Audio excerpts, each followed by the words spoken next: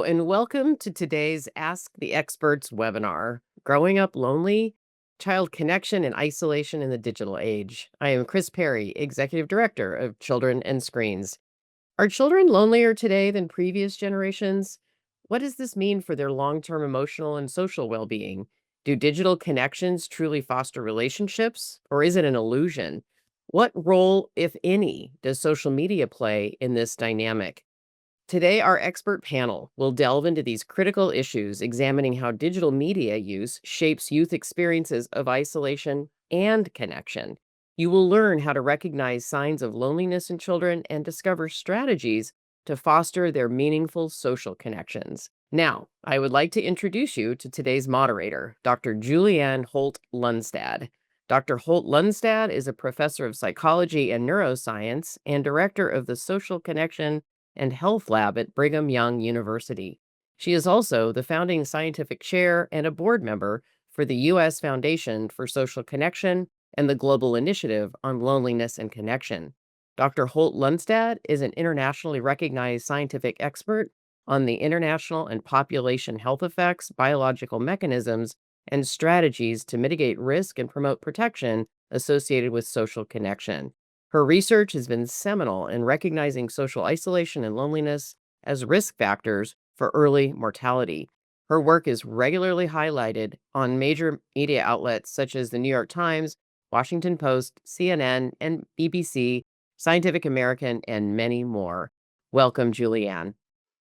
Hello, very grateful to be here.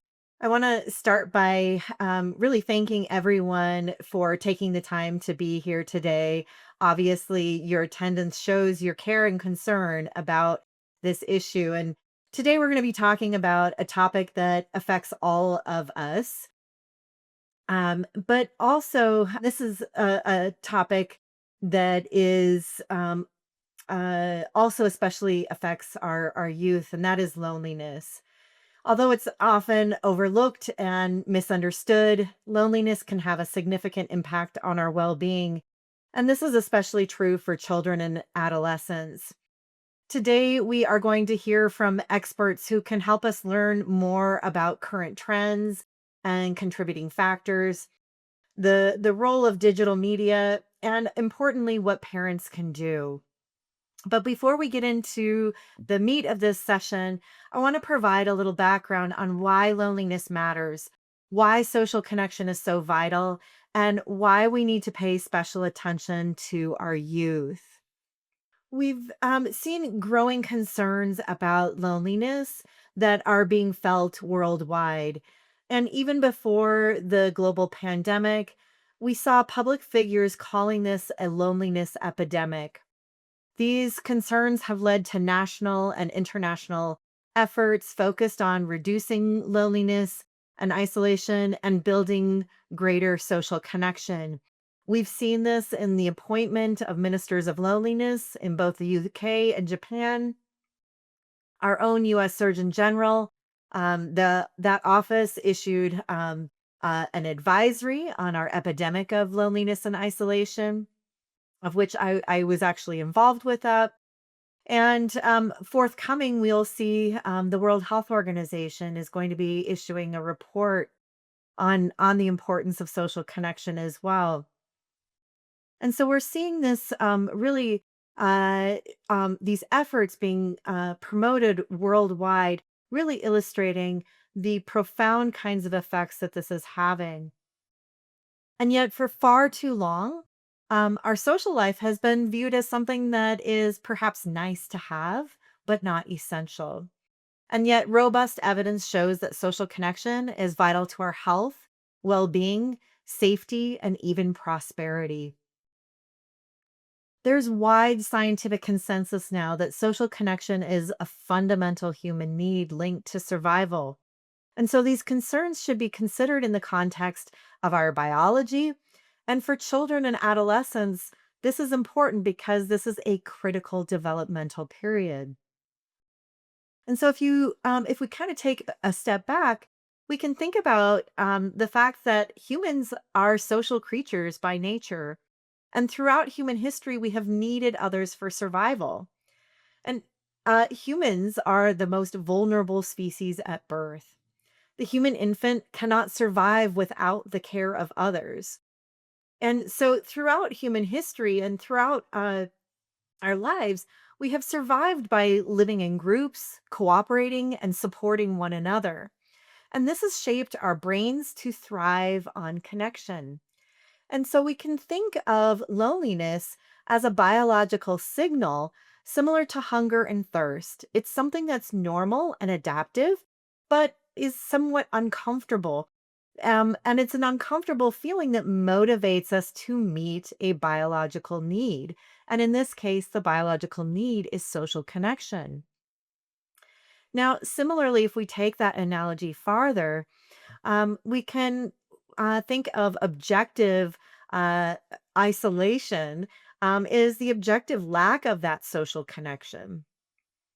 But just like we need food and water for survival, we know that quality matters and that not all foods, and so foods can spoil and water can be unclean. And so, similarly, we need to really pay attention to the quality of social connection as well to ensure that we are able to thrive on that social connection. And so, I want to share the evidence that points to three key elements that are needed for social connection. And those are structure, function, and quality. So, structure refers to the extent to which we have people in our lives. Um, and the function is the extent to which we can rely on those people to fulfill various needs and goals. And finally, when it comes to social connection, of course, not all connections are positive. And although our relationships can be sources of joy, they can also be sources of conflict and strain. And so, both adults and children alike need all three components of social connection in order to thrive. And so when these are high, we can thrive. But when any one of these is low or missing, there may be potential risk. And so when we have strong social connections, whether that's with family, friends, or community, we're more likely to experience lower stress levels, greater sense of security and belonging. A strong support system acts as a buffer during tough times. And simply knowing that we have others that we can talk to can help reduce anxiety and promote emotional resilience. But these feelings of loneliness and the emotional responses that might accompany it are just the tip of the iceberg.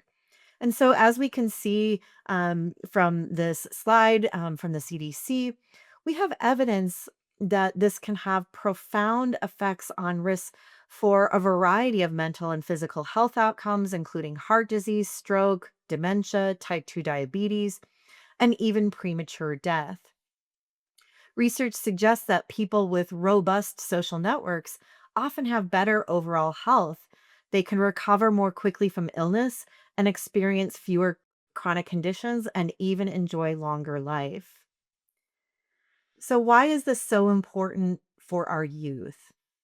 Children and adolescents are at a critical phase of both their neural development and social development. They're learning how to navigate relationships, manage emotions, and form their identity. Healthy connections during this time can lead to higher self esteem, better coping skills, and stronger academic performance. And importantly, these can have long term impacts. Loneliness experienced in childhood or adolescence can have lasting effects. It may lead to issues with trust, self worth, and even forming relationships later in life. Research indicates that persistent loneliness in youth can increase the risk of health challenges even into adulthood. And yet we know our social life is changing and our children's life social lives are changing as well. Much more of our time is spent on screens, and there's a growing concern about the implications that this might have for a whole host of outcomes, from mental health to academic performance. We also are seeing shifts in norms of how socializing is even valued, with the popularization of the notion of a social battery, this idea that socializing may be draining, we're seeing images and memes and other forms of cultural discourse that is devaluing time spent together with friends, and isolation is being normalized. And yet, on the other hand, we see evidence of the desire for more friends. For example, Google searches for how to make friends is at a historic all time high. So, identifying effective strategies are going to be really important, given that it's clear that many people are having trouble doing this on our own. And so, I'm thrilled today to have the privilege to um, introduce and hear from three incredible experts who can share more about the latest evidence on this topic. We're first going to hear from Milena Batanova, who's going to talk about trends and contributing factors. Next, from Jeffrey Hall on the media use and loneliness. And finally, Khadijah Booth Watkins on what parents can do to prevent and mitigate loneliness. So, I want to start by introducing our first panelist member and speaker, Milena Batanova, who is the Director of Research and Evaluation at Making Caring Common and oversees the evaluation projects involving strategies for K through 12 schools and caregivers, as well as research studies on topics relevant to caring and well-being. Previously, Milena was a postdoctoral fellow and then a research assistant professor at the Institute for Applied Research and Youth Development at Tufts University. She received her PhD in health behavior and health education from the University of Texas at Austin, and her master's degree is in communication studies at Arizona State University. She has also worked as a service learning coordinator, lecturer, and mental health practitioner. Welcome, Dr. Batanova. Thanks so much for that wonderful introduction. And thank you all for letting me be here, being in such good company. And I'm so excited and thrilled to share our research with you all. So, to make the most of this today, I plan to spend about 5 minutes on loneliness and mental health rates and the problems. And then the next 5 minutes will be on solutions and some general recommendations. Much of what I'll overview is based on a nationally representative survey that we did of US based adults last May with YouGov, a well known research group. We also have data on teens that we gathered or collected in late 2022 from another representative survey with NORC, also a really well known research group out of the University of Chicago. We are so grateful to our funders. I just want to give a shout out to our funders for making this work possible, Capita as well as the Einhorn Collaborative for making all this possible. Okay, slide. So from our survey last May, we found that overall, 21% of the adult samples said they're lonely or feeling lonely frequently or always, almost all of the time in the past 30 days. Um, our survey on teens, so that's the 14 to 17 age group, found the same. But as you can see, for young adults, and especially 30 to 44-year-olds, the rates were higher. So young adults was like 24% experiencing loneliness, and 30 to 44-year-olds was 29%. We consistently see mental health challenges, specifically anxiety and depression or depressive symptoms, highly correlated with loneliness.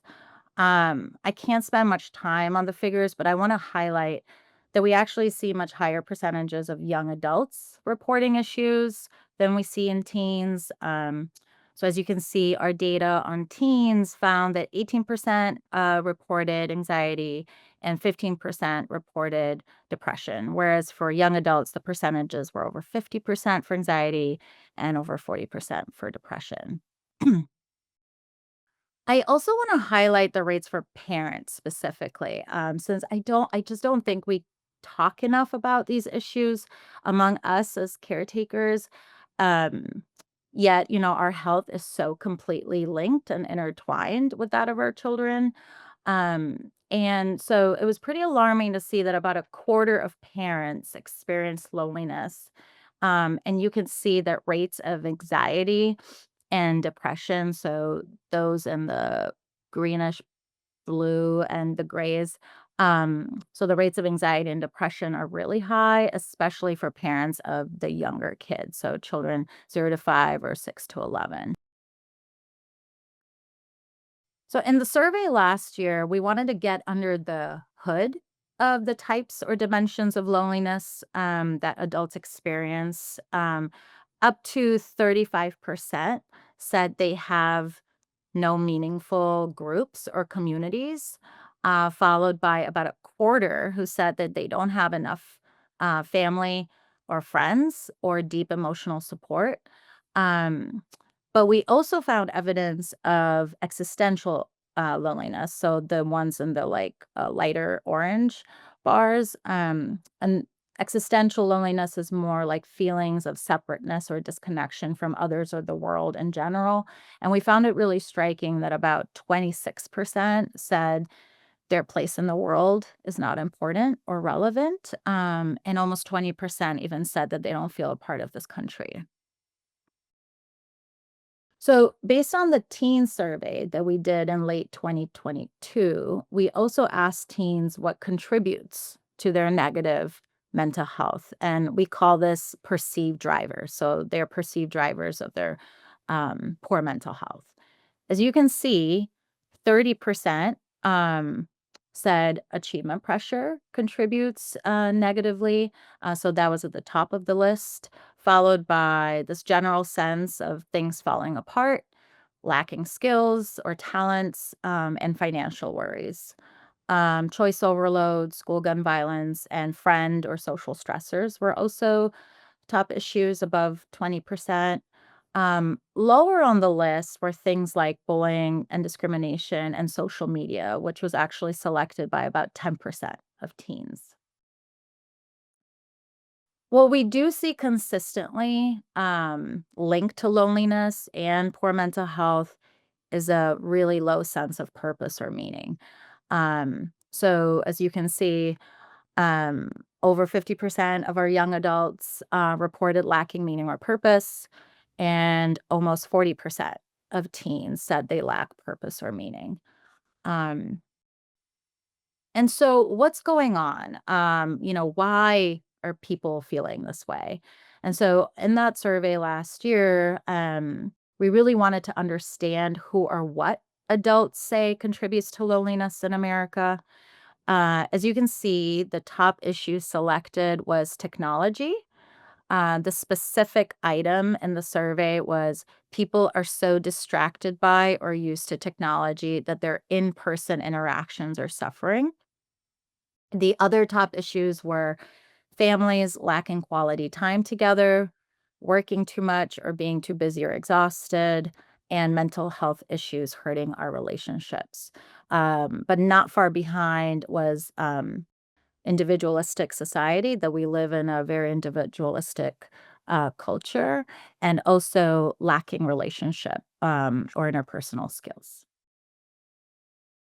When we ask parents who or what contributes to their mental health challenges, being overworked or really stressed was at the top. 43% of parents cited that, followed by marital issues, or relationship issues with their partner or spouse, as well as little social support.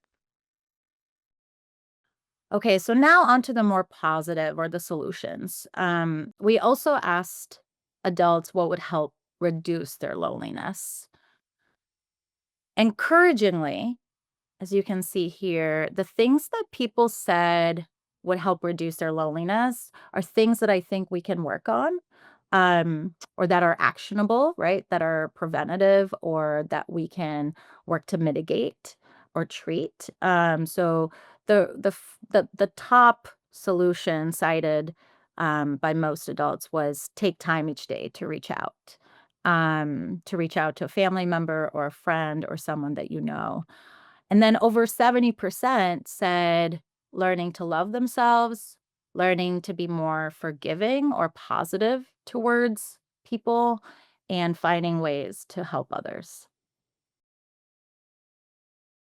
When we asked what would help reduce loneliness in general and strengthen our communities in general, over 70% said they really want to see more activities, more community activities or fun events, as well as public spaces that really focus on connection. So, in that survey with teens, we found a few really important things that teens really want that I thought would be important to highlight here.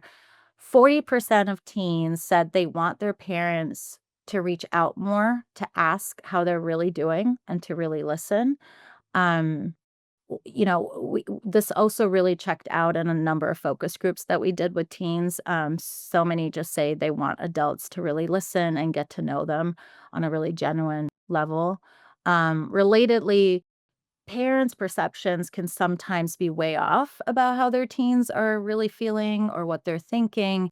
And so there needs to be more alignment or understanding um, there in terms of what parents are actually thinking their kids are thinking or feeling.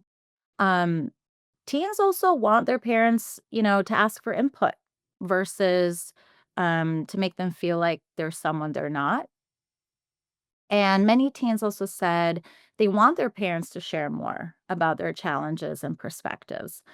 We did find, though, that for parents who shared too little or parents who shared too much, those things can be linked to more anxiety or depression. So finding that sweet spot is really important of how much to share. So when I looked into, what strategies or interventions there are available for young people, um, I was surprised to see that I didn't see too many that are targeted or tailored.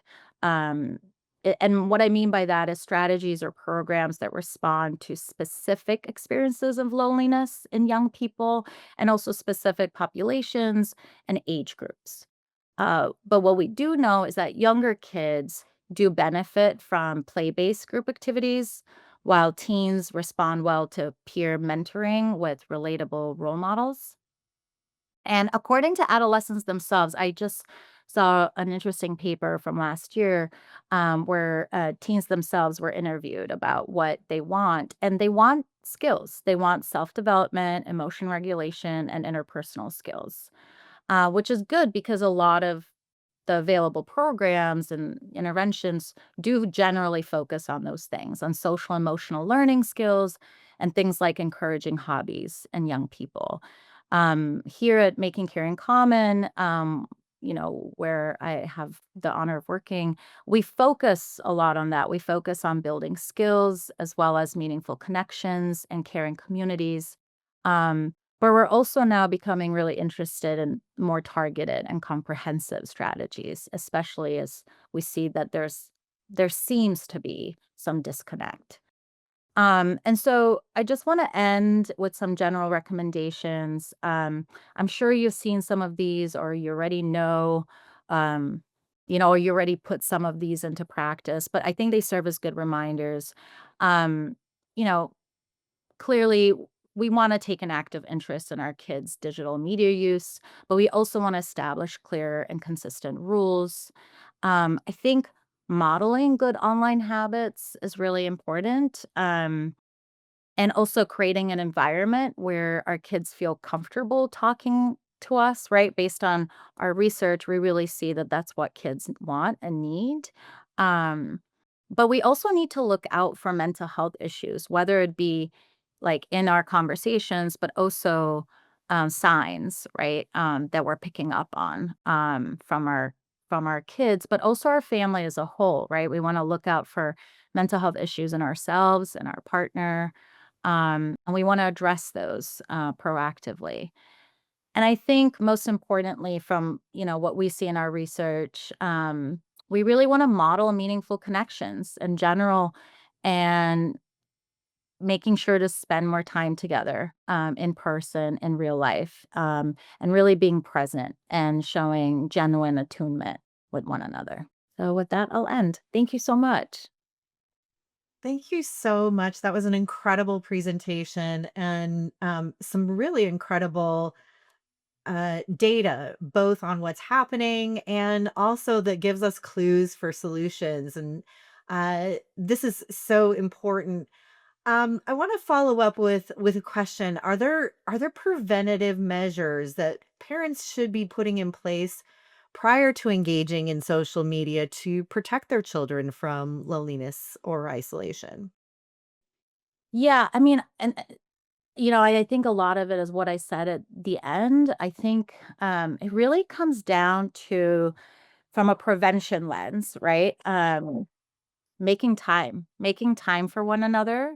Um, that finding that families lack quality time together was like a second reason for loneliness. I think that was a good reminder that it's so important to carve out that time. I think it's really important to encourage our kids to make time for others. And while that can be difficult, I know I hear a lot from parents, including my own friends, that can be tricky, right? Like they'd rather just stay in or play games or do what they're already doing. And I think a lot of it does come down to modeling, right? Like if we're modeling that we're taking time, we're spending time on our connections, they might pick up on that. But also doing, just like get them out, try and set boundaries. I think that was part of my first recommendation on establishing rules and boundaries is turn the screens off, right? Like make time to go out and actually do things and see people. Um, and I think lastly is just really being present in our connections and our interactions, right? So modeling that, but also doing that with our kids and with our families and with our friends. And really getting to know ourselves in the process too, right? It's about being present with others, but also with ourselves so that we can really tune in to the things that are important and that matter most. Thank you again for an incredible presentation. We're now going to hear from Dr. Jeffrey Hall. Uh, he is the author of over 100 research articles and book chapters on social and mobile media, making friends and maintaining friendships, and attaining social health. He is the recipient of several major research awards, including an early career award from the National Communication Association and the 2023 University of Kansas Scholarly Achievement Award. His 2020 book, Relating Through Technology, won two top book awards from the National Communication Association. And his new book with Dr. Andy Merola, The Social Biome, was just released earlier this month. I look forward to hearing from you. Uh, Go ahead and take the screen. Thank you so much. So, I want to begin by saying, welcome, parents. I know it's so hard to make time to do these kind of things, and as a parent myself, I want to say thank you for being here, and I hope I make it all worth your time. My own kids, who are 14 and 11, are people who I think about all the time when I think about these issues of screens and loneliness. My wife and I struggle to figure out how to create our household rules. My kids push back when we try to restrict their media use and their media time. And like all parents, I want my children to have friends and not be lonely. So I share a lot of the concerns with the parents and educators here today. So I'm going to try to be as brief as possible so we can get to your questions. I just completed a year fellowship at the Berkman Klein Center for Internet and Society at Harvard Law, and my project was focused on how can we use positive uses of technology, social media specifically. And at the end of my fellowship, the T.H. Chan School of Public Health invited me to give a lecture on social media use and loneliness. 4 years ago, I wrote the book on relating through technology, and I really specialized in the idea of offline, online, overlap, spillover, displacement, all these issues of like what role do these things play in our lives. And then finally, I'm really excited about my new book, The Social Biome, where we look at kind of the nature and patterns of everyday social interactions and how they affect our health and well-being. So Like all of you, I might be here today a little bit because the debate on social media use has gotten hot, right? There are so much energy and interest about all of these things, and there's a lot of conversations about whether or not social media is a major factor in the concerns we have about our children.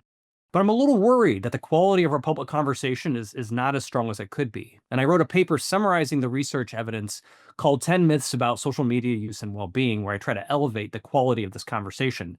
So I want to start with a major observation. If we start asking the question of whether social media is good or bad, we're missing the point. It is not a question of either or, and like so many things in our lives, it's both and. So this is what the research tells us. First, there is very poor evidence that social media causes loneliness. In fact, studies that have made people stop using social media have found that people feel less connected when they abstain from using it. In fact, my own study and another one done in several different countries throughout the world found that when people are off of social media, they're less connected to all the other ways they connect with people through their mobile devices and otherwise. There is much better evidence that people turn to social media when they're not feeling particularly well, psychologically or emotionally, including they're feeling lonely. A Stanford study summarized all of the available evidence and in all found that the negative effects of social media use are probably balanced out by the positive effects. An Oxford study of over 350,000 adolescents tried to identify the best predictors of adolescent well-being, and it suggested how many potatoes adolescents eat or whether they wear glasses are better predictors of adolescent well-being, the amount of time they spend on social media. And a recent 8-year longitudinal study of Norwegian youth found that it wasn't the case that kids had more use of social media early on in their adolescence, that they had less social skill development or less friendship. Instead, tween social media use was tied to being a social teenager. So, what this means is that for most adolescents and young adults, social media use is a net zero. It's neither good nor bad. Some estimates suggest that this null effect probably applies between 75 and 80% of all adolescents. It's just not a big factor in the overall well being of kids. So while it's not a cause of misery, it's also not a particularly good use of your time. So we have to ask the question of what would kids most likely be doing with their time if they weren't on media? So I found in my own research, there's not a lot of studies about this issue of displacement. Where would this time go? But in my own research, I found that when adults are required to be off social media for weeks at a time, they don't spend that time writing the next great American novel or finally learning and playing a musical instrument. Instead, they usually do fill up that time by browsing the internet, watching TV, and doing things that they were avoiding, like working and household chores. Similarly, we have to acknowledge that social media is competing with other media, TV, movies, games, internet use, all of which existed prior to social media, and they were the stuff that my generation was really preoccupied with in the generations before. Social media is taking time away from all of those things. If we look at social media, particularly influencer content, it mimics both in genre and content streaming and broadcast media more and more. So it's critical to understand that social media doesn't exist in a vacuum. It depends on what else teens would be doing with their time and what else they have available to them. So what's a good use of time? I echo the panelist here. Building good relationships with friends and family is one of the most valuable, sustaining, nourishing, and meaningful things we can do with our time. And that is true at all ages of life. Close relationships are particularly important to young adults and adolescents. And all in all, I think that teens and tweens hanging out with each other is a pretty good thing. If they are using mobile and social media to find times to hang out with one another, to enjoy one another's presence, to share jokes and memes and videos, it's probably a pretty good way they could be using their device, and arguably the best way that they could be using media in general. So what does this mean for social media? So I would recommend that we pursue an understanding of both the good and the bad parts of social media through a relational lens. We should talk about who we communicate to, with what purpose, using what forms of communication, and what's the content. Consider the evidence that those who model the patterns of use seem to stand the most to gain by social media use. So what this means is kids who actually use social media in very, very social ways also tend to have more friends and more time in face-to-face relationships too. By contrast, kids who are already struggling with loneliness are often more likely to have worse online experiences and get less out of using social media. Another Australian study offers another important insight. Over a year, it found that teens who use social media it's not necessarily the case that teens who use social media were lonelier. Instead, when kids had friendship conflicts and their quality decreased, they turned to social media to cope. So it seemed to be more the case that increases of social media use were related to the fact that they were struggling in their relationships with one another. So this doesn't mean that social media is all good, and I don't recommend the point of view to say social media is great. But I do think that there are ways specifically that adolescents feel social media is not always excellent for their experiences because they can get pulled into digital dramas and conflicts with their friends through their mobile device. They can feel overwhelmed by the amount of messages, notifications, and posts to attend to. They feel they have to be accessible to other people from waking up in the morning to the moment they fall asleep at night. And they often don't know how to regulate their media use in general. They haven't built those tools and exactly how to find ways to get disconnected from from their mobile devices in meaningful ways. And one of the big kind of messages I want to share is turning to social media to cope with chronic loneliness is a poor coping strategy. So, what should we do? My first recommendation is if you're a parent and you are modeling media use all the time, right? Your phone, your laptop, your TV patterns are teaching your kids what are the practices that are acceptable or encouraged in your household. And for adolescents, this modeling can turn into mentoring. Explain your own practices and why. Explain why you are compelled by your TikTok reel. Explain why you are excited by your framing your favorite media service and series. Explain why it's so hard to disconnect to email. Recognizing that things that you are connected to in your own media practices and explain those to your kids helps them understand that you too are going through the process of figuring out how to manage your media use. Second, and this is something we do in my own household and it's super hard. Set boundaries that are enforceable and ones that your teens can collaborate in making. And recognize that you have control over your child's devices and platforms. In fact, a lot of media companies are working harder to give you more tools as a parent from where they're stored and how they're using your household, but also things like screen time limits, notifications being disabled, how to get in and out of group text messaging, and otherwise. The final thing that I would say is for your kids is try to steer towards meaningful, direct, personalized communication with their kids, which is something that other folks have mentioned here too. Be here now with your kids as long as you can and stay focused on the most important people in your life, both in person and when they're far away from you. And so, with all of this, I really encourage parents with a sympathetic lens to how hard it is to be a parent in this day and age to really think about the role of media in their entire ecosystem in their life and how they use it with themselves, but also how they use it within their families. So, I look forward to hearing more about your questions. Thank you. Thanks so much. That I think really helps us think about the nuance of the experiences that youth have with social media. And I appreciated um the kind of recognizing that the question of, is it good or bad is kind of a false question. And but I want to follow up on that because at one point you mentioned that in a way that it's neither good nor bad, and that overall it's not a big factor. But I wonder if it's not so much that it's not a big influence, but rather we have this mix of positive and negative. So we have both these impacts, and when we aggregate them it looks like a net zero, but in reality we've got a series of positive and negative kinds of experiences. And I wonder if you could say a little bit more about that. Yeah, absolutely. So one way to think about this is you kind of can't get the positive without the negative. So let me give you an example of this I find really very important for teens. A lot of teens talk about the fact that they feel like they're overwhelmed with obligations to like keep their Snapchat streak up or to promote their friend's Instagram feed or to respond to messages that are being done in a group text. My 11-year-old just actually had group text from friends that we all knew and we knew their families, but it was over 100 messages that she woke up with in the morning, messages from her friends. To be connected, you get overwhelmed. In order to figure out the best way to be there for your friends, that means you have pressure to be available to your friends. So there's a lot of pressures that come from the desire to be close to friends, to gain approval from friends, and to enjoy those technological affordances of a Snapchat streak or a fun meme that you're sharing. And the thing is, what's difficult is that it's hard to say no.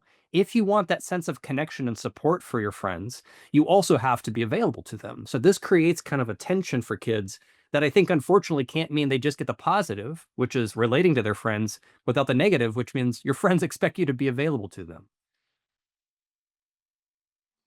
Thanks. I know there's probably going to be many, many more questions, and I can't wait for us to get to them in the later Q&A.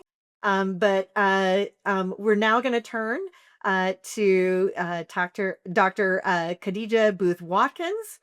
Um, I'd like to welcome to this discussion. She is the director of the Child and Adolescent Psychiatry Residency Training Program of the Massachusetts General Hospital, McLean Hospital. She's the associate director of the Clay Center for Young Healthy Minds at MGH and the associate director of the psychiatry clerkship at Harvard Medical School. She specializes in the evaluation, diagnosis, and treatment of psychiatric disorders in children, adolescents, and young adults. Dr. Watkins has presented locally and nationally on topics related to anxiety, school refusal, parenting diversity, suicide prevention, and physician wellness. Additionally, she has consulted to several mental health organizations, television shows, and media outlets. Welcome, Dr. Watkins. Thank you for having me, and thank you for making the time and inviting me to join this conversation. As a parent, I know it can be really tricky to navigate and strike a balance. So I'm looking forward to having this conversation and your questions afterwards. So I'm just going to jump right into it so that we can make sure that we have time for questions. We're talking about loneliness, isolation in this era of high stress and conflict combined with grief and loss. We talked already about the advisory that the Surgeon General put out. He's been really busy. He'd put out a ton of advisories over the past couple of years, but really this advisory served to kind of create a framework that we can use to really advance social connection for our adolescents and young adults. I think this number is really important as well. And I think it was talked about a little bit as well, but how lonely kids are even in school. And I think this is really, really important if we think about how much time our kids spend in school. Like if they probably spend at least 85, 90% of their awake hours in school. And so to not feel connected, to not feel engaged in their environment where they spend so much time is really important, and important for us to kind of think about how we can address that later. No surprise, he's saying that we are spending more time alone and less time engaging in person interaction. But what I thought was really striking was he likened loneliness to smoking 15 cigarettes a day. And I think that really creates a picture for a lot of us. And so there are real consequences to loneliness, and it kind of affects our body in the same way as, stress does. When we're under a lot of stress, it's unrelenting. It seems to never end. It affects our body because it increases the same hormones, the cortisol hormone, which is the stress hormone, that impacts our body. So it disrupts our sleep. It really disrupts our relationships. For our kids, it gets in the way of their academics. They start to decline, their emotional problems. They begin to engage in unhealthy lifestyle habits and substance misuse. And so, it's been said before that we're pack animals, and I know this is not a pack, it's a pride, but I'm a Leo, and so I'm fond of lions. But, when we are lonely, it really makes it hard for us to regulate. And so this is where we find trouble with the emotional eating and the substance misuse. Kids are using the substances to be able to self-soothe and self-regulate. We see more increased risk of anxiety, depression, and suicidal thinking. And just like when we're under a lot of stress for a long period of time, loneliness can really impact our bodies physically as well. So at the Clay Center, which is one of the places that I work, we talk a lot about the 3 W's. This is what kids want to know, and especially this is what parents want to know. They want to know what to look for, when to worry, and what to do. And so we talked about, this is another advisory that the Surgeon General put out about social media, and I agree 100% that there's not a causal relationship, but because our kids are spending so much time on it, we do have to think about where for some kids that are vulnerable, how this might be a contributing factor. I think that's how I like to think about it. Because they're online all the time for lots of different things. So if we think about how much time they spend online for school and schoolwork, yes, they're online, social media, gaming, but they're also online, watching movies, maybe watching movies with the family or with friends. They're online also kind of communicating with other family and friends near and far. And so I think it's important to think about the positive, especially for kids who are struggling with trying to find a place and a space for people that gets them. It can be a place where they can find that. So I think we do have to not ignore the positives that come about. But we do need to also know when digital use is problematic, because it can be for some kids. when do we need to sound the alarm is I think about it and I break it down into duration, interference, and impairment and pain and suffering. So if kids are spending too much time online, if it's getting in the way of the things that they need to do, or if they're no longer doing the things that they used to do or they used to enjoy doing because they are choosing to be online and on screens, this is when we would need to be concerned. And if it's causing them pain and suffering. And so when I go back to impairment and interference, so for instance, if kids are not able to get in bed on time or they're not able to get up in the morning because they're online, or if they are no longer wanting to hang out with friends and family because they're online. So it's interfering with their ability to function. And these are the things that are cause for concern.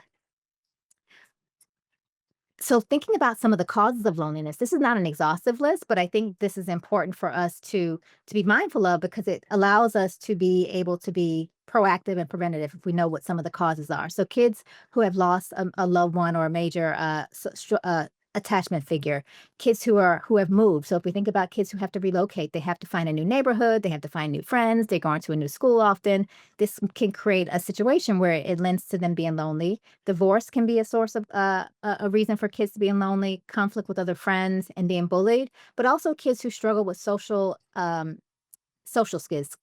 skills, kids who struggle with being able to read, verbal cues, nonverbal cues with other kids. These are all kids who are maybe more vulnerable to being lonely. And I think this is really important as a caregiver. If we're thinking about who is vulnerable and we start to see signs and symptoms of loneliness, we can kind of raise our alerts a little bit more. And so you might be wondering, what are these signs and symptoms you speak of?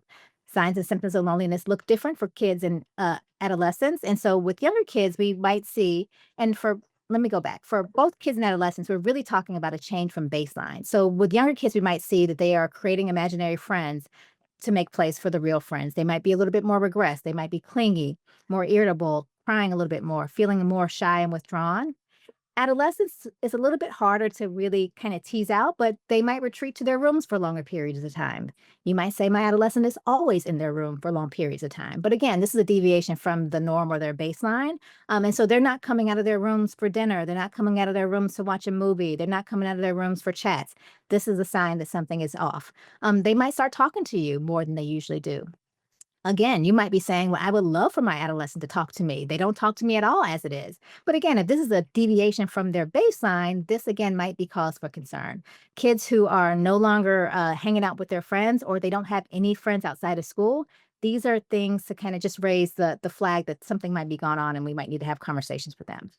And so what do parents want to know? They want to know what they can do as caregivers to support their kids. So if we circle back to the advisory, he laid out these 7 high-level recommendations that really focus on prevention and management of loneliness in young adults and adolescents. And I won't go through all of them, but I will kind of highlight a few of them that I think are really relevant here.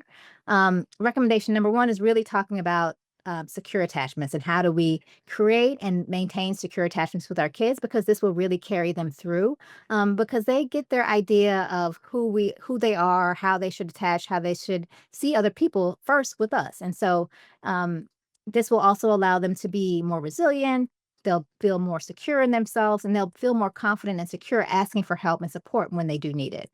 The second recommendation is really about modeling healthy social connections. And this is really important, the modeling part, because kids see everything. And so, what is that saying, be the change you want to see? We are the models for our kids in building social relationships that are healthy, because again, they'll take their cues from us. What do we need to model? We need to remodel how to be respectful, how to resolve conflicts in a healthy manner, how to communicate effectively, how to set, healthy boundaries, how to maintain those boundaries. And so when I say they're watching, also it's important to not talk about people behind their back. So maybe if you have family over or if you're on the phone, like be mindful of what you're saying and how you're describing people and what you're talking about, because again, the kids are watching, they're listening. Being mindful of your tone and your nonverbal body language is really important. But also it can be hard as adults, but it's important to show them that it's okay to apologize when you've hurt someone or you've done something wrong. So again, modeling these habits are really important for young kids because they are learning from us. The other things that we can do is obviously spend time together. I think this is really important to pull them out of their rooms. This can also be really helpful if we try to plan time together, especially as kids get older and they have their own schedules. And then also, socialize away from technology is important. Create time where there's tech-free time and space. So maybe between the hours of X and X, we don't use screens and we don't use phones, or at the dinner table, whether we're having breakfast, lunch, dinner, or snack, there are no phones, but create these spaces and places where we can have tech-free time, or we can just communicate and engage with one another. I'm going to combine recommendation 3 and 4 because it really just talks about how to help facilitate and foster safe, strong, healthy, stable relationships with supportive adults, but also with their peers. And so I think for some kids, this can be a little bit tricky because they need a little bit of help in kind of creating the spaces or creating the connections. And this is where the parents and caregivers come in. And if we think about some of the causes of loneliness, it's really rooted in relationships. And so if we think about adolescents, this is a really vulnerable time for them because they're in the process of forming their identity, figuring out who they are. Adolescence in general is a pretty dramatic period of time where there's lots of drama, there's changes in relationships and friendships. And so they really often will need our support. And so we will have to help them find things, activities, and places to be that they can connect with other people, whether adults or other peers, and do things they enjoy doing, do things that give them purpose and a sense of meaning. And so now I'm going to skip all the way down to recommendation number 7, which really is about talking to your kids about social connection. And so I will talk all the time about having conversations because it's so important that we're having conversations regularly and often. Before there are problems, ideally, is the best, but even afterwards, never too late to start. But what I cannot emphasize enough is that it has to be a non-judgmental zone. The best way and the quickest way to shut down a conversation, to shut a kid down from talking to you and ensure that they probably won't come to you with anything else, is to come across as judgmental or overly critical. You have to be mindful of not just what you say, but the words that you choose, the tone, the volume, and again, your nonverbal body language and cues. As we're having these conversations, we want to make sure that we're listening, giving them our undivided attention, we're being validating, we're providing guidance, not, again, depending on the kid and the age, we don't want to be we don't want to be too heavy on the guidance. We might want to do this more collaboratively, but we do want to give them some help and some guidance and some direction. Again, it's extremely important to have these conversations as early as possible so that they can feel normal. We're normalizing the conversations. We're kind of trying to decrease the stigma around it. And so then when something is coming, something big does happen, it doesn't feel as awkward as it could be, or as it may be if we hadn't already been having these conversations. It can feel awkward, especially, again, if we're not having these conversations regularly, how to initiate them. But I would say, we want to keep the conversations light. I always say find the cracks, while we're in a car ride, while we're watching TV during the commercials, when we're out for a walk. Find these little moments where we can kind of sneak in these conversations. Keep it light, follow their lead, be honest. It's okay to not know the answers. But again, the non-judgmental tone and stance is really, really important.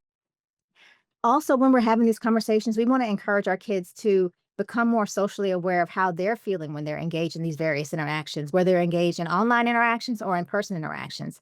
We want to be able to help them to identify and label their own feelings and emotions. And so this will then provide clarity for them so that they can make choices and decisions about whether they want to continue to be on these websites, whether they want to continue to be friends with so-and-so, who is a safe and trusted friend and who is not, what relationships are healthy and which ones are not. And so these are just some sample questions, how did that message, image, video make you feel? Or when so-and-so said X or did such and such, how did you feel about that? And get them to start thinking about their feelings and their emotions around certain interactions and individuals is really important so that they can do this without you. And these are just some tips that we can share with teens so that they can kind of, again, be a little bit more self-directed. We want to encourage them to give. We know the power of giving is really helpful in terms of boosting your mood and making you feel good. Encourage kids to join groups, whether it's groups at school or in the community or online, if your household will so allow. Pets can be really helpful to mitigate loneliness as well. It's also important to, for some kids, especially kids who are artistic, and even for kids who are not, immersing themselves in arts can be really, really helpful. And then lastly, I would say, joining a group or an organization, again, when you're aligned with people who have similar views, thoughts, and values, working towards a similar goal can really enhance the sense of connection. So again, just to wrap up, I go back to the 3 Ws. We talked about, what to look for, what to do, and when to worry. Again, so important to have these conversations. Kids sometimes need us to help foster connection, and with adults and other kids. And then also, it's we don't have to do this alone. It's been done, and there's lots out there. And so, it's important for us to reach out to, as caregivers, to reach out to our supports and take care of ourselves. And so I will end it there. I think hopefully I made it under the 10 minutes. Thank you so much. Those 3 Ws are so incredibly useful. As a parent myself, I could certainly resonate with many of the parents that I hear from constantly that are always feeling so, or expressing that they feel powerless often. And so by providing so many incredible recommendations, this can certainly empower parents. And I want to follow up with that because um, the kind of what to look for and what and how to act. Um, when we think about children and adolescents, there's such a huge range, right? From small children to, school age to, middle school, high school, and even college bound. And so I'm curious if um, your recommendations that you provide, how you might uh, tailor some of these depending on the age of a child. I mean, so we always want to be kind of trying to promote independence, gradually as developmentally appropriate. But it just, for instance, if we're thinking about organizing play dates, and even my son who's 16, anytime he does it on his own, it's a disaster. I always have to end up calling the parent and getting the logistics. But so for a young person, for a child, it might just be you're connecting with the parents, you're selecting a place and space to allow time for kids to socialize with one another is important. For a middle school kid, you might have more collaboration about who they want to hang with, what they want to do.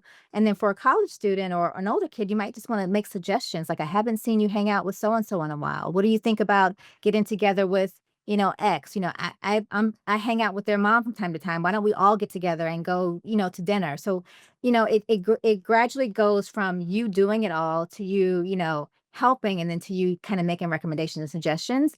I think across the board, as parents, we kind of sometimes fall victim to having our kids be overscheduled. And I think this is a really, really big problem as it relates to loneliness and isolation.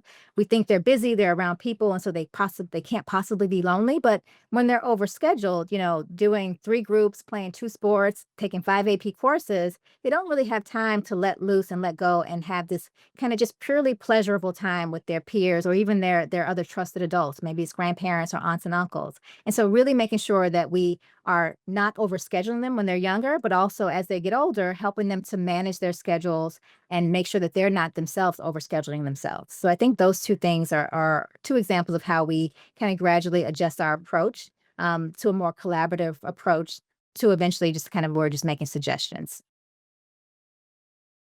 Thanks so much. I appreciate all of the panelists' presentations. I would like to invite them all to um, come on camera and unmute themselves.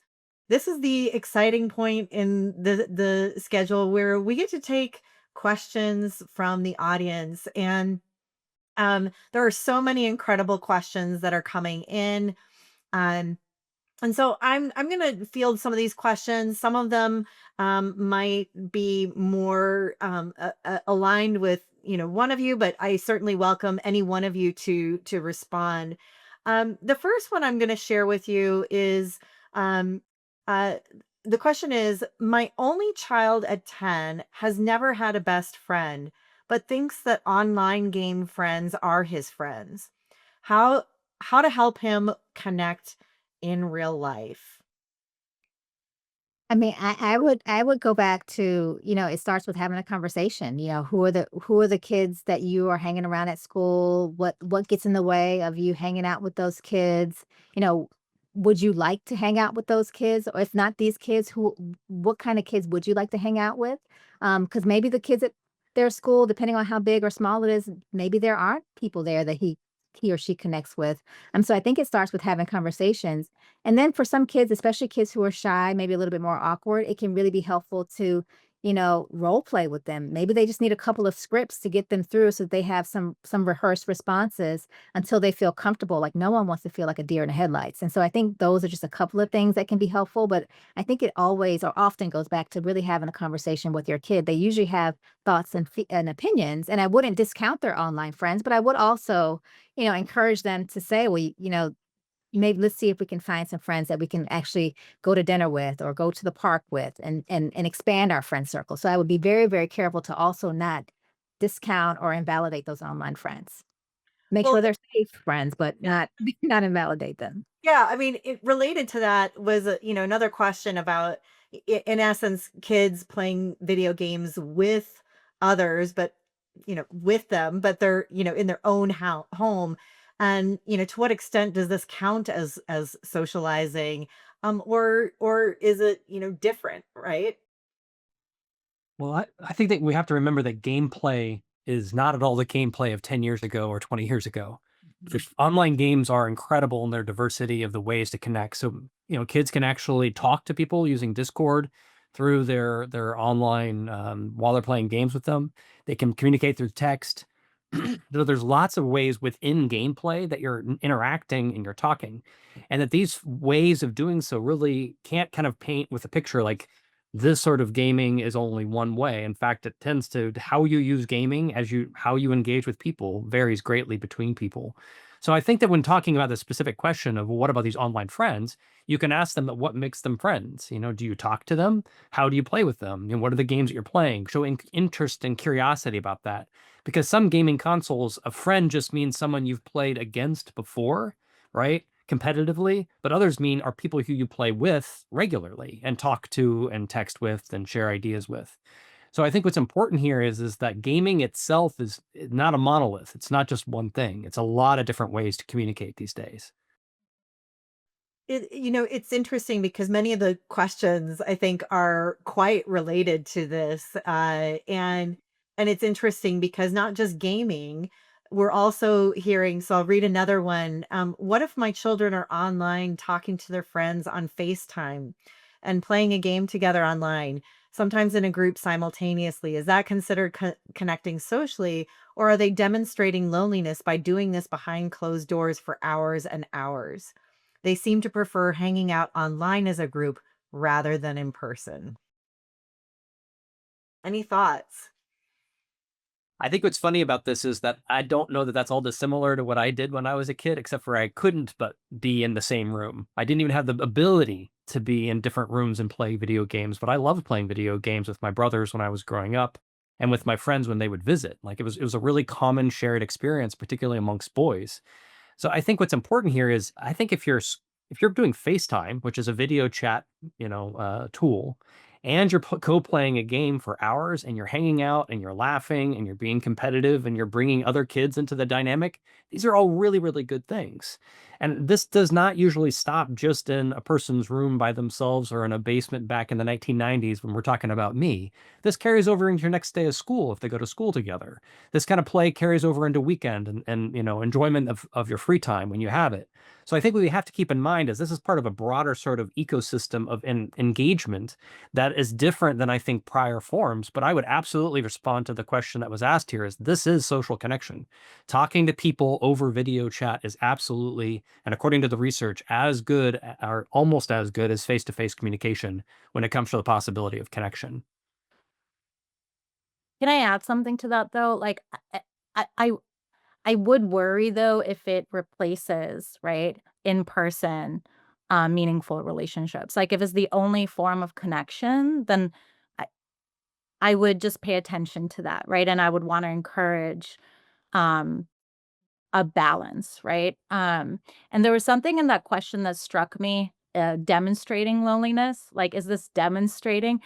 I think I think that's so interesting to put it that way, because I think it's important to reinforce or reiterate, right, that we can be lonely in a group, in a crowd, while doing social activities. So I think it's a very fair question, but I think it also reinforces the need to really like look into it, look under the hood of what's going on, right? So to Khadijah's points, I really appreciate you reinforcing and reiterating the importance of conversation. I think one of the ways you know if like a kid is really demonstrating or feeling lonely, you really got to talk about it, right? Like talk about their experiences, um, but also notice interactions and experiences. Like, are they withdrawing from those in-person interactions and simply replacing them with the online? Like, maybe that is a sign. But I think you need conversation there to really understand what's going on. Yeah, and I appreciate, there's a lot of nuance in these, right? And so I appreciate the different perspectives, and we have various data that we can draw on that also really help us think about kind of these online social connection and the in-person connection, and it should never replace or eliminate in-person connection. Um, so here, I've got another question from the audience. Given the high rates of loneliness in young adults, do you have any advice for parents of older teens who are soon to enter that development stage? How can they prevent loneliness in youth who are, for example, going off to college? I think, you know, planning can be helpful, thinking about like you're going to be here, you're going to be away from home, like your friends are going to be scattered. How are we going to get connected? Like what groups are you going to join? Are you going to maybe are there groups for people who are all from Massachusetts? Are we going to um join certain interest groups, like help them think about how they're going to be connected. How are you going to keep in touch with your home friends? Like granted, maybe initially you'll talk to them more than you will as days goes on, but how will you keep in touch with your home friends?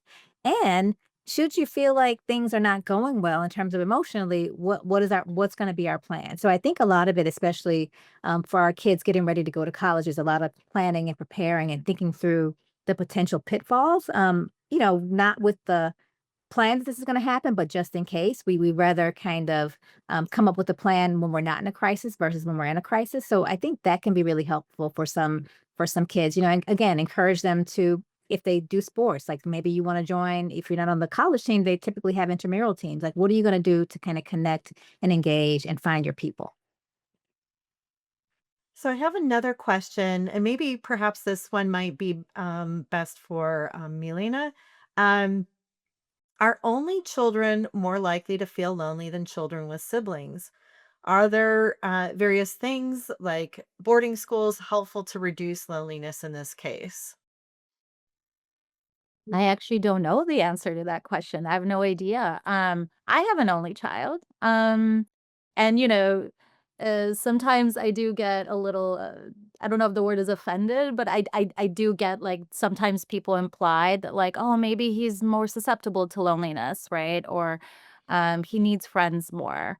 And my answer to that is like it depends on the kid. It depends on your relationship to your child.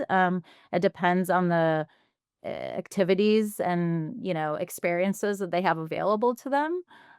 So I'm not sure it's like useful to compare or pit, only versus multiple kids. Yeah, I think it just comes down to, like, the types of diverse and dynamic experiences or opportunities that you're able to provide your kid, and again, going back to the conversations, the modeling, I really love that that's kind of been a running thread for me in this whole conversation so far, just how important modeling is and having really meaningful conversations and experiences, um, and really focusing in on, like, really, you know, getting to know people and getting to know each other. Well, and I was just going to add, I was recently reading some research on the importance of siblings throughout life, and how oftentimes our siblings are the longest relationships that we have because they often outlast our parents and come before our friends. And so I think the bigger question is, regardless of whether someone has siblings or not, how do we maintain that, greater connection, and maintain those connections long term, regardless of what our situation might be?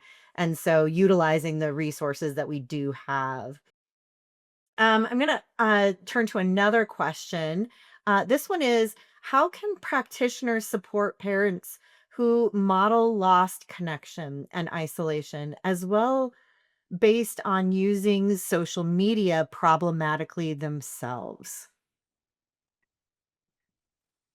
I don't know if I understood the first part of the question, but is the question, how do we support parents who also struggle with social media use? Yeah, I think so. Oh, okay. I think so I would say it starts with just some education, like educating them around, what their actions, their behaviors, and how this comes across to their child, especially if they have concerns about their child's use. It's kind of hard to really speak to that if they don't have any concerns about their use and they don't have any concerns about their child's use of social media. Um, so it's kind of a tricky question. It also depends on where they are in terms of ready to make changes. Are they willing to make the sacrifices? If I say this is dinner time is a tech free zone, I can't also then have my phone up. And so, what are you willing to do? Because I think it was said at some point how important consistency is, and how important consistency is when you kind of are making rules and expectations. Um, for you and your family. So I think there's a lot of other questions that I think we would need to kind of answer to kind of figure out how to engage. But, if they want support and they want help, it's really about helping them think about what does being online, what are they doing online? How is it, what are they getting out of it? Um, so that you can kind of figure out what the function of the behavior is so that you can help them alter it. I mean, I think that's kind of a bit of a roundabout answer, but I've got another question here. What advice would you give to parents who have not allowed their children access to social media, but whose children are now saying that they feel left out? so I would definitely say it's a family choice, and I always tell parents they're the expert on their kids. They know what their kids can and can't handle. You might have a kid who's more impulsive, and it's probably better to maybe delay their exposure. But at the end of the day, social media is not going anywhere. And so whether they have access or don't have access, we need to teach them, some basic, media literacy and safety around social media. But if they're feeling left out, I'd ask them again the conversation. So what about not having makes you feel left out? Is there room and ask, is there room for compromise? Is there a room to be able to say they can have one platform and not another? Can we set some time limits on the platform? Talk about what your concerns are and what your ground rules are for them using. Explain to them what your concerns are for them having even access. But I think it would start with really trying to understand why they're feeling left out and lonely, and how we maybe, without giving them access, can mitigate that. But if not, figuring out, is there a middle ground that we can kind of make a compromise? Thanks. Did anyone else want to add anything? No, I think that's terrific. I think that was really good advice. Okay, I'll move on to the next one. Are lonely children who use social media more likely to be victims of foul play? Well, lonely children, I think, are more vulnerable. I don't know, um, or they can be more vulnerable. I think if we think about what happens when we're lonely in terms of, having a harder time regulating, maybe they're more impulsive, so maybe they're making more rash decisions, or maybe not using great judgment. I don't know if there's statistics on that per se, but I would say, just in terms of just thinking about kids who are vulnerable, and giving them extra padding and cushion and protection, would be important. Milena, you were gonna say something? Yeah, well, it just made me think about like research on, loneliness being, with the brain is obviously being tied to like going into self preservation mode, right? And there's evidence that when you feel lonely or deeply lonely, you can withdraw, right? You numb or you are highly sensitive to comments, right? And you might like turn what might otherwise be benign or not necessarily offensive or negative comments, but critical comments into um, thinking that you're being attacked. And so I could see how that could be something that lonely kids could experience online more so, right? If their brain goes there, it could be particularly dangerous. But to Jeff's point, and maybe Jeff, you want to speak to this because you were talking about this research. Like So depending on what lonely kids gravitate to online or on social media, it might also be really good and protective, right? It just depends on what they're gravitating to and using it for. Yeah, I guess I'm puzzling over the questions foul play part. Mhm. So one thing that seems to be the case is that the association between loneliness and social media is weaker than the association between having a lack of parental support or love or a comfortable environment and loneliness. So if you are a child growing up in an environment where you feel unsupported, you're not really receiving the kind of relationships from your caregivers that are really strong, you're more likely to be lonely. But then that's also the case that kids who are in environments who are very much, dealing with lack of socioeconomic resources, lack of parenting resources, and otherwise, are also more likely to use social media. So this is a trifecta of things that all go together. So is a kid who are all of those things probably more likely to be vulnerable in ways that might lead them to harm from others? I think that's probably true. But it really depends on thinking about this as kind of a system of different sort of characteristics that are all leading to that child being in a position where they might be vulnerable of whatever sort of harms. But I think that the other question that was being referred to here is it the case that some kids who are very isolated in their homes are looking through social media to find connection outside of that? And we do have evidence that particularly people from sexual minoritized communities and racial minoritized groups are using social media to try to connect over space when they don't feel connected at home. So what's tricky about this is in part is that again, social media can be used for a lot of characteristics, both good things and bad things.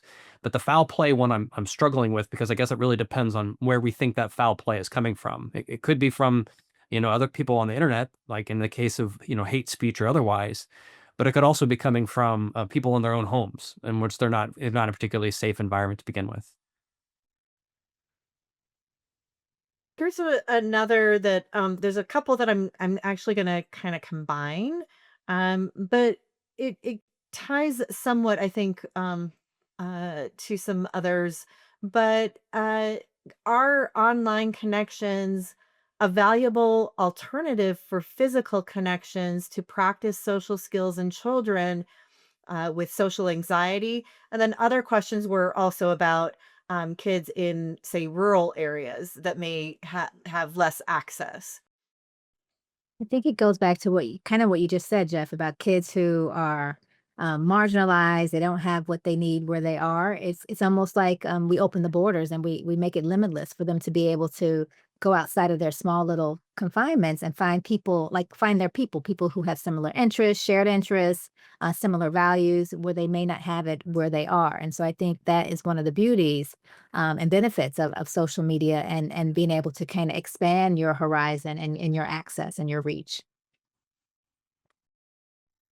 I think that that's true. I mean, when it's interesting, if you look at people who were talking about the internet back 25 years ago, this is what they were so excited about. The possibility of people reaching across time and space to reach understanding others, to be seen as the individuals they are rather than by some their particular demographic characteristics. I mean, there's a lot of potential there. But I would also say that there does seem to be this characteristic where people who are using the internet to try to find communities are also more likely to have to confront some of the more negative things in the internet.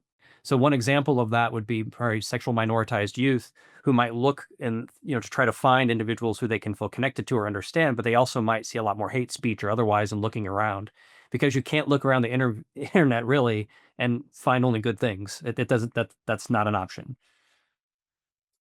So, as I'm looking at time, I want to kind of lump the last few sets of questions together, and it's a big one. And this is around AI and chatbots. They are gaining in popularity. So I'm gonna read like two or three of them, and maybe we can all talk about them combined. So, chatbot companion apps are claiming to cure the loneliness epidemic by providing digital partnership. Thoughts on this claim?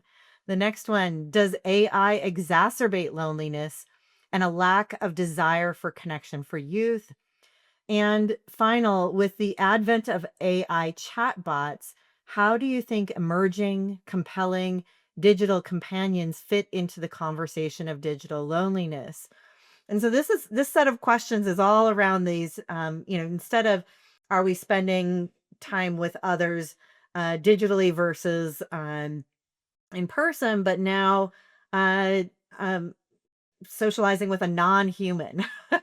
So I'm wondering if you all maybe could speak to briefly in our last few remaining minutes on what you think the role of AI and chatbots are in understanding loneliness.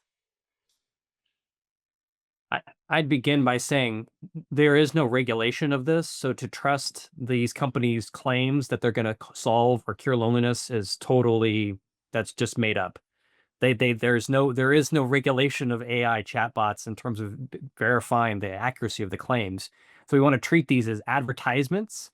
Like, you may also believe that the new skincare product is going to make you look 20 years younger, but you should treat the same sort of claims about solving loneliness with an AI chatbot. It's advertising. It's not based on statistics or evidence.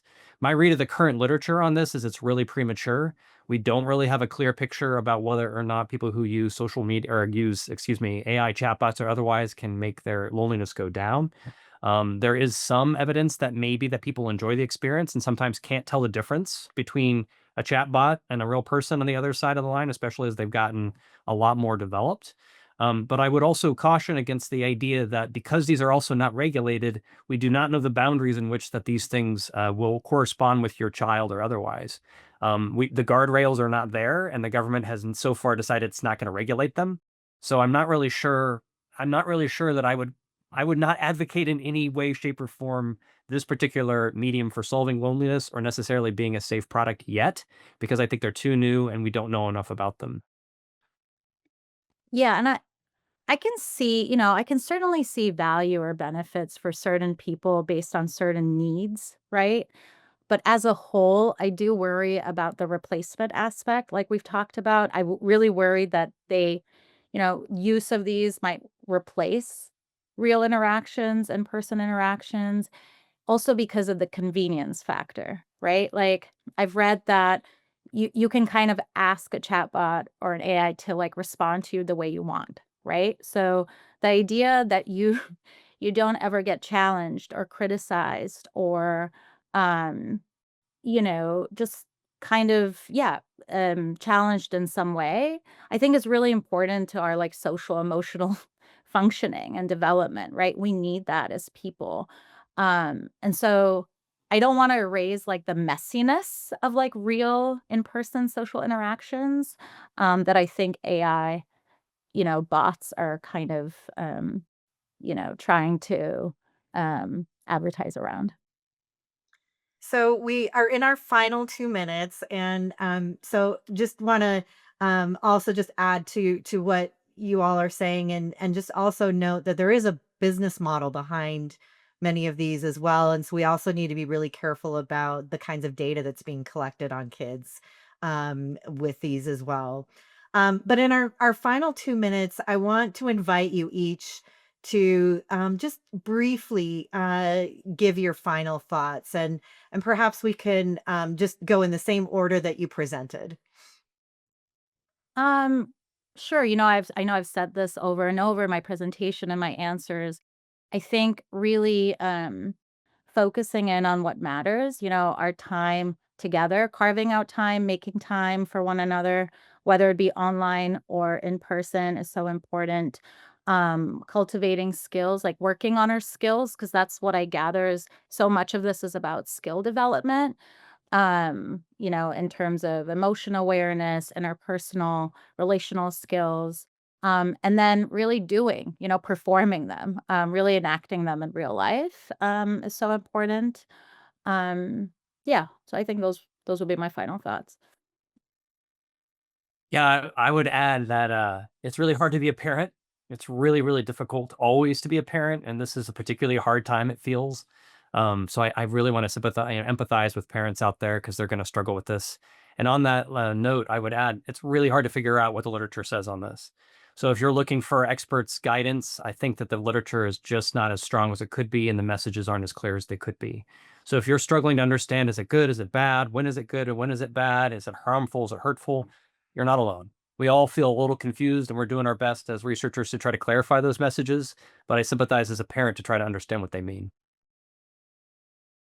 I would say, you know, I would emphasize on the importance of conversations. Like, it's so important to have conversations. We don't know what our kids are doing, what they're feeling if we don't ask. Like, sometimes we can pick up on, how they behave and some of the changes, but we have to have the conversations, ask the questions, and listen. It's really important for us to make sure that we recognize ourselves as the models, like they are gonna take their cues from us, so we have to also make sure that we're modeling how to be in healthy relationships, how to, talk to one another, resolve conflict, in a way that's respectable. And lastly, I guess I'll say that, all kids are different, but often if they're struggling, like they will need our help, and so as developmentally appropriate, they may need us to help them foster and facilitate connections. And so whether that is making a strong suggestion, scheduling it yourself, doing it together with them, and helping them to connect or reconnect will be our role. And we don't want to just kind of throw our hands up and say, they're old enough, they should be able to do it. But we have to recognize when we need to jump in and help them. So I think those are the three things that I think I would leave us with. Well, I would like to echo each of your sentiments, incredible recommendations, and also add that we need to acknowledge that this landscape is rapidly evolving, and it's challenging to navigate that as our children are also changing and we have these simultaneous changes that are going on. And so I really am so grateful for the expertise that each of you bring, and I'd like to turn it back to Kris to wrap up our session. Thank you, Julianne, and the entire panel for this thoughtful discussion on the intersection of youth, media use, social behaviors, and the psychological state of loneliness in children today. If you found today's webinar insightful, help us keep the conversation going. Your donations support future Ask the Experts webinars. You can just scan the QR code on the screen or visit childrenandscreens.org